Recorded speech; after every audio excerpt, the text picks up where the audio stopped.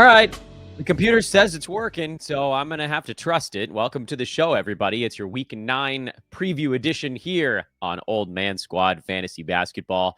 I am realizing that I hit a button to mirror myself, and I don't like the way I look, so I'm going to turn that off right in the middle of the show and flip it.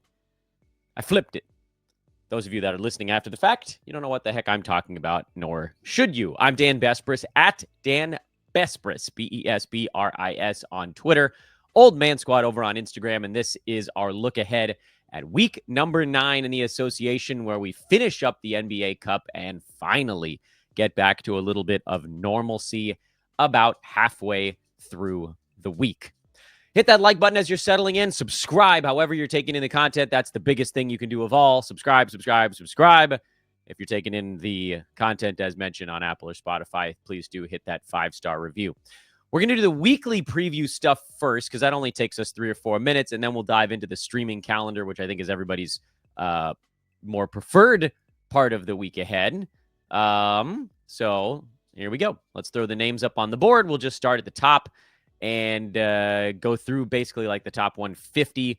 Who are these guys? Are they sit starts, things of that nature? And we're going to have to look at the games played number a lot because it's a weird week. There's one team with 4 games, a lot of teams with 2, and everybody else with some weird collection of 3. It's a particularly kind of fun week to stream, especially when you have the 2 days off effectively. I know there's a game, but it doesn't count right in the middle. Anthony Davis is a go. Vooch was out for an illness in his last ball game. I've got to think that he's back, and Chicago's a 3-game week, so I'm probably starting Vooch and not worrying too much about whether or not he plays on Monday with as good as he's been so far this year. Steph Curry is a guy that I would play this week.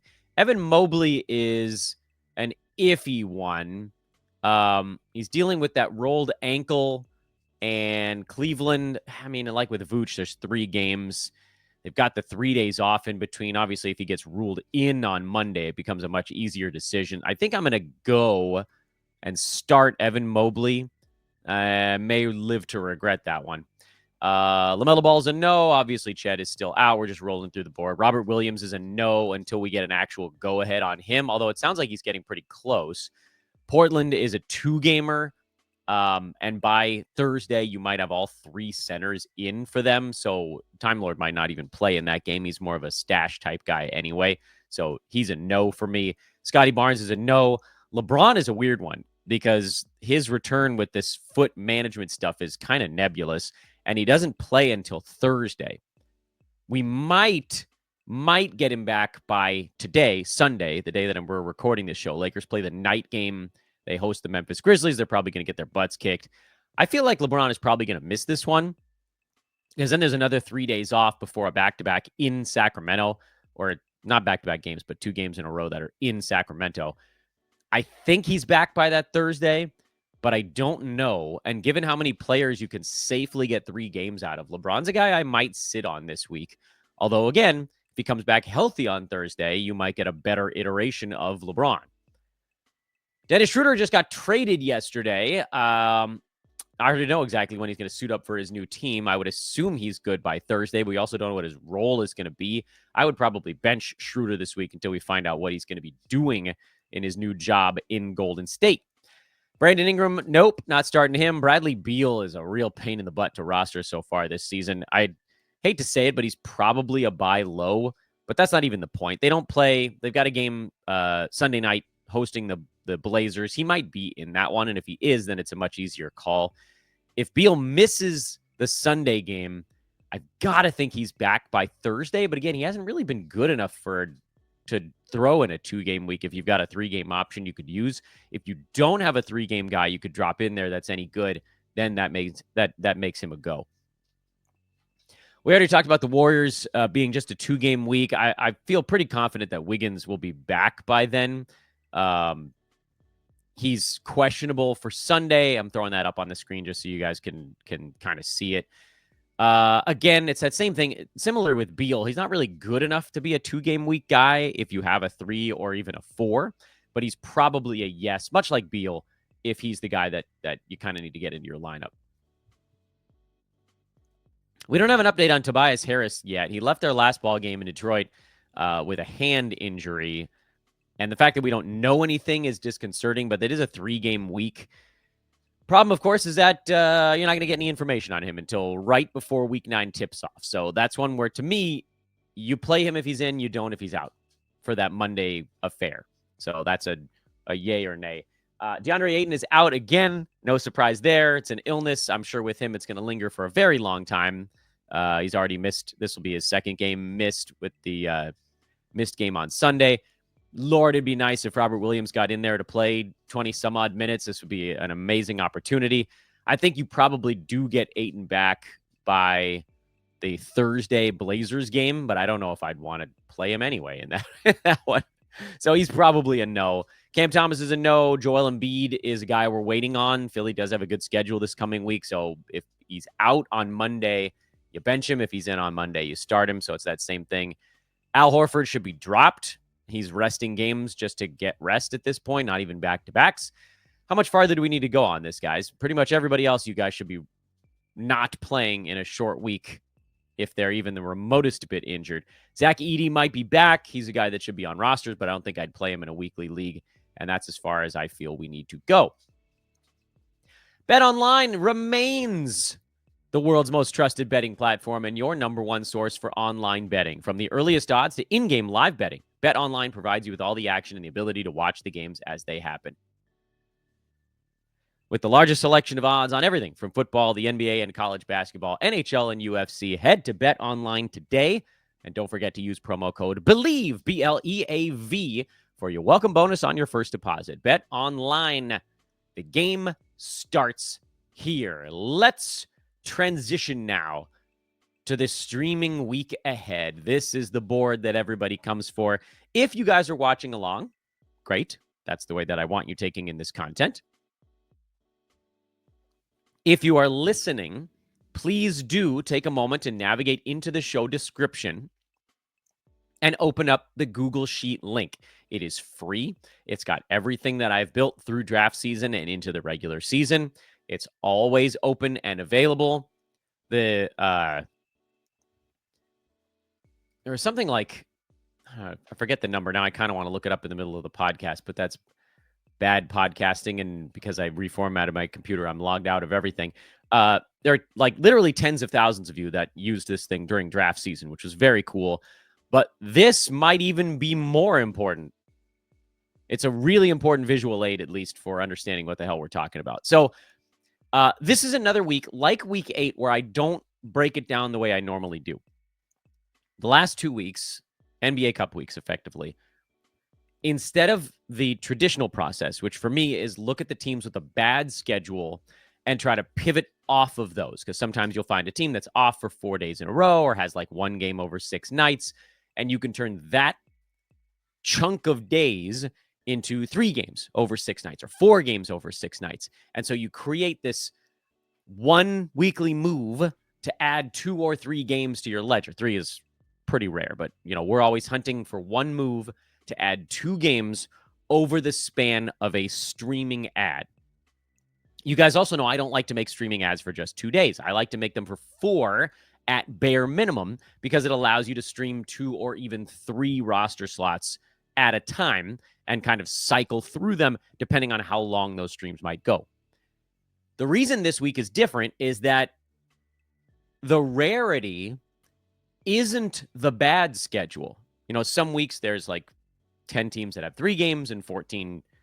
Let's go a little higher. There's 10 teams that have 3 games and 18 teams that have 4 games and 2 teams that have 2 games. And so on those weeks, you look at the 2-game weeks and you probably try to move off of those guys to a 4-game week.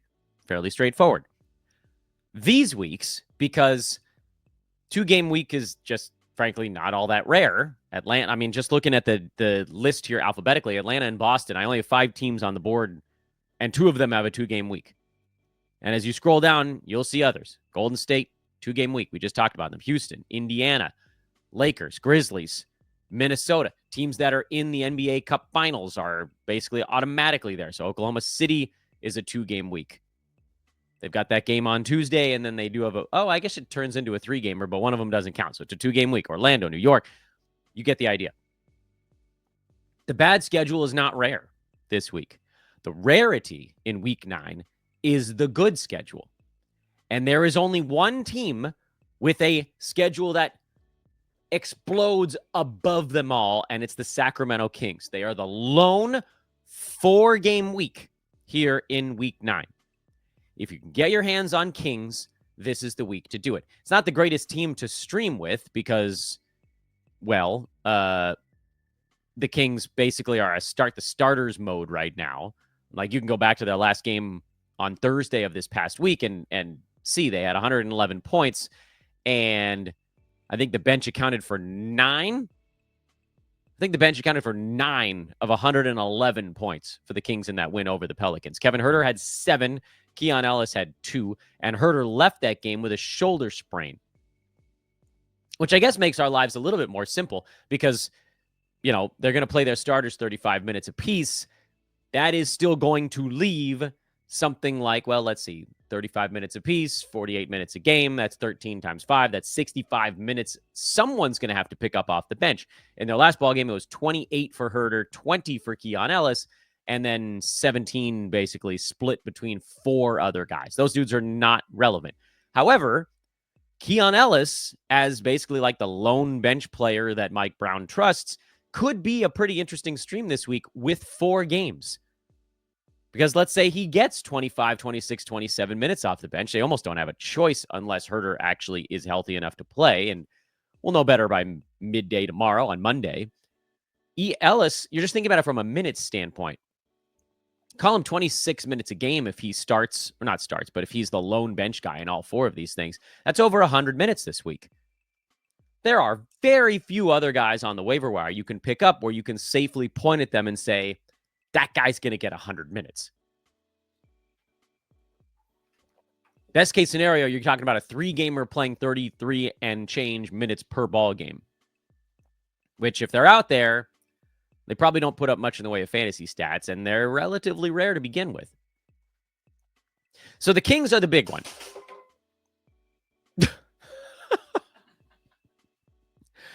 I'm leaving that in the show. That was my wife walking into the dog crates gate, which then blasted the dog bowl, and now she's giggling about it. Get out of here.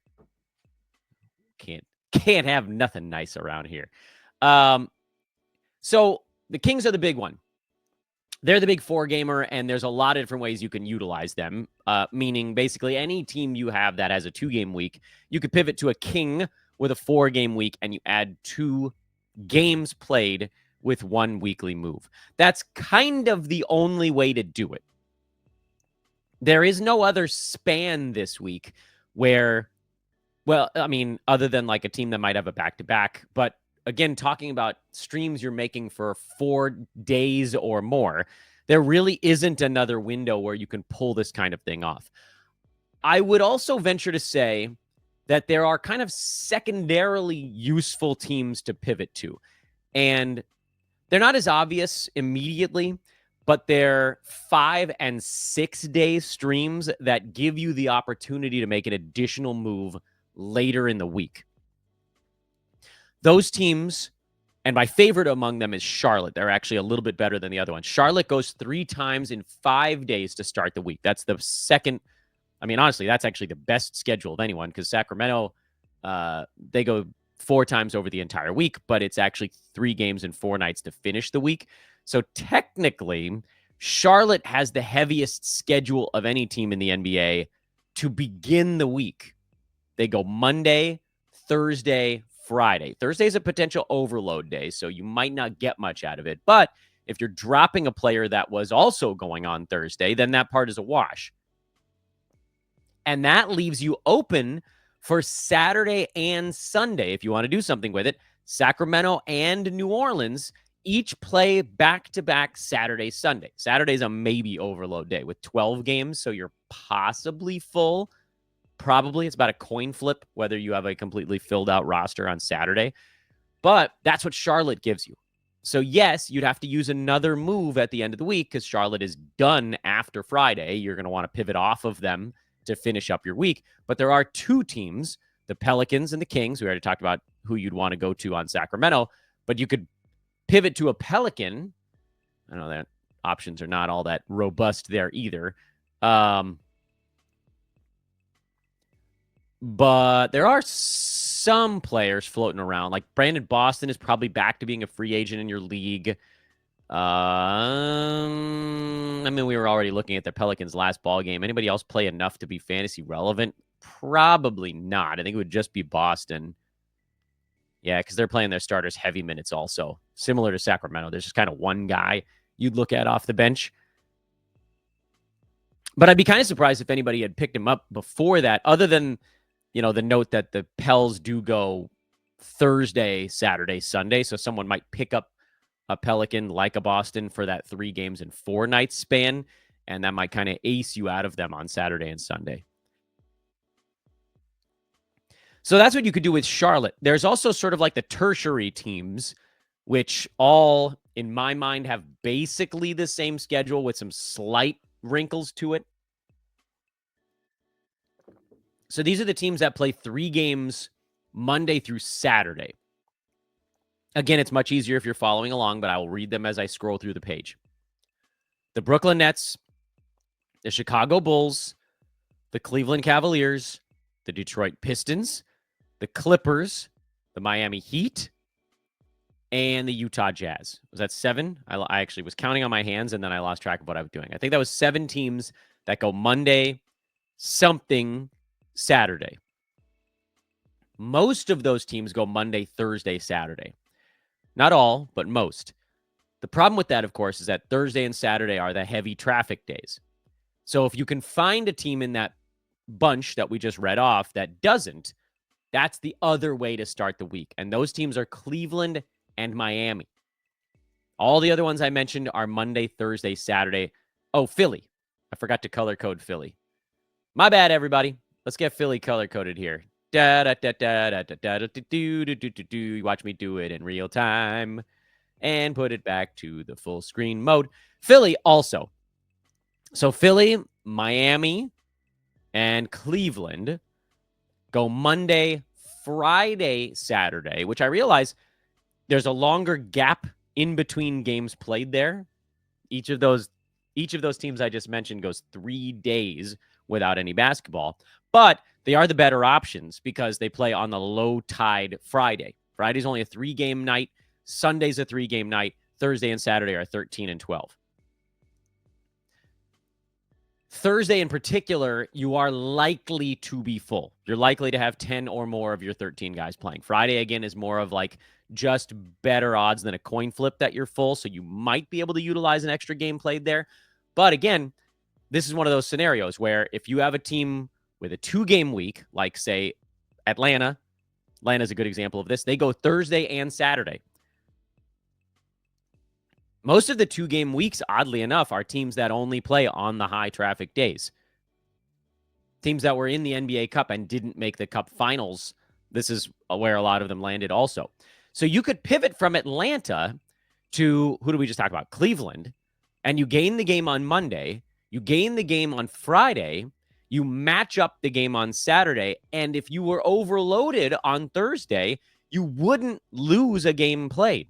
So like if the Hawk, I don't know what Hawk you might be sitting on that's streamer level, like an Onyeka Okongwu or something like that. If he's basically your 10th, 11th, 12th best guy, you can rotate someone else into your lineup that's basically just as decent. Switch to one of those 3 teams we just talked about. Obviously, Charlotte would be best if you could go that route, but let's say no one on Charlotte tickles your fancy. You go Cleveland, Miami, or Philadelphia, and you lose a bench player from Thursday, but you gain 2 games played elsewhere. So that's another opportunity to maybe gain 2 games this coming week with just 1 weekly move. But it has to do with whether or not you're overloaded on Thursday night. And the other nice thing we were talking about with these 3-game weeks we just discussed, Charlotte plus the 3 teams, Cleveland, Miami, and Philly, is they leave you open on Sunday. So you could get to Sunday morning, a 3-game day, where it's the Nuggets, the Rockets, the Pacers, the Pelicans, the Kings, and the Toronto Raptors all play on Sunday, you could use your last weekly move, whatever that might be, and I'll scroll to the right here on the sheet that you guys are reading along with, and kind of set yourself up for the following week. So Toronto, they go actually Sunday, Monday, although Monday's a super high traffic day because nobody plays on Christmas Eve.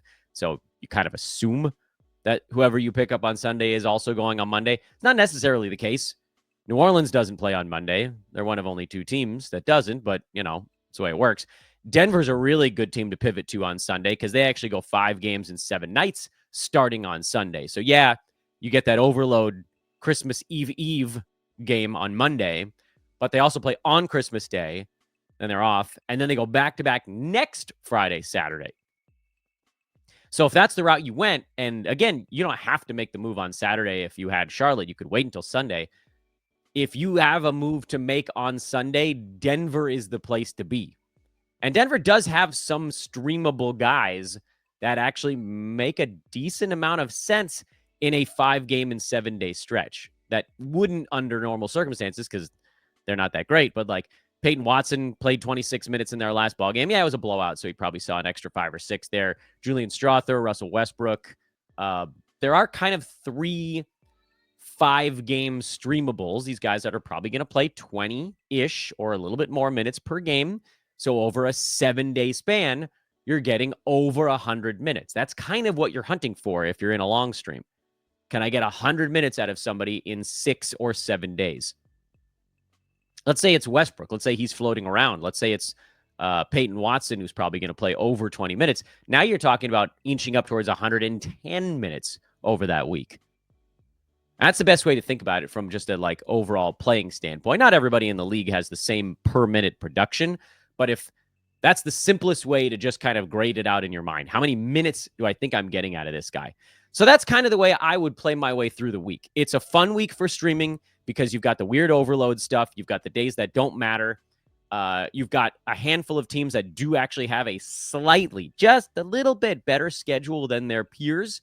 And it creates these streaming openings where someone else in your league is going to accidentally pick up a Piston for their 3-game week and realize they were overloaded. But not you. You listened to this show, so you're ready to go Sacramento right out of the chute. And if you can't get a King, you go Charlotte. And if you can't get a Hornet, I almost called him a Bobcat, you go Philly, Miami, or Cleveland. And if you can't do that, then there really isn't a whole lot more for you to do. At that point, you've exhausted it. One of the players on those teams or 2 of the players on those teams should get it done. That should take you through. You should be using, if you're streaming 2 roster slots, you use 2 moves on Monday if you need to. If you don't, you don't. And then you use 2 more on the weekend. But at least it gives you time. Like if someone on your team gets hurt, you still have 2 moves left to do something about it on probably Friday. So you've got that still kind of hanging in there. And that's our preview for week 9. Managed to squeeze it in 25 minutes. That's pretty good. Trying to be more efficient here on the program. A reminder, and I'll zoom out on this board so you guys can see a little bit more of what's going on. A reminder again that this board is available to you guys in the show description. Strongly recommend that you pull that thing up and just save it. Save the bookmark it, whatever the proper terminology is these days. It's a lifesaver. Even like if you have to change something you're doing in the middle of the week, this is a great way to just reset your starting point instead of Monday. Oh, what's my new starting point? Oh, okay, my starting point's Friday. How does that look going forward? And you can see on the board here, like I've highlighted the 5 and 7 stuff down the line. You can see where all the back-to-backs are. You can see where the schedule is good, bad, whatever. It's just a really easy way to visualize everything. Hit that like button, hit that subscribe button. I know you guys want to. Some of you, many of you have already done it, but I know every day a few of you are new, and I hope you guys are enjoying what we're doing here at Old Man Squad Fantasy Basketball. Shout out to our buddy Brenton Eckersley for dropping his debut episode of Snack Size DFS. That's going to be available here on this feed, on the YouTube feed, and on the Old Man Squad after the fact feed. I'll just do the quick envelope there. I'll introduce it, but we'll have some intermittent DFS shows, and there might actually be other ones. We may have a couple of folks that are coming in to do little DFS quick hitters. So that'd be a really cool addition to what we've got offering here at the Old Man Squad Sports Network overall. Thank you again for tuning in, everybody. We'll be back with you tomorrow morning. A big weekend recap, which is effectively a Sunday recap. And then we've also got some more guest episodes coming up this week. We'll do some more buy and sell because we got no games Tuesday and Wednesday. Bah, bah, bah. So it goes. I am Dan Bespris for Old Man Squad Fantasy Basketball. I'll see you guys over on social media, and I'll talk to you tomorrow. So long for now.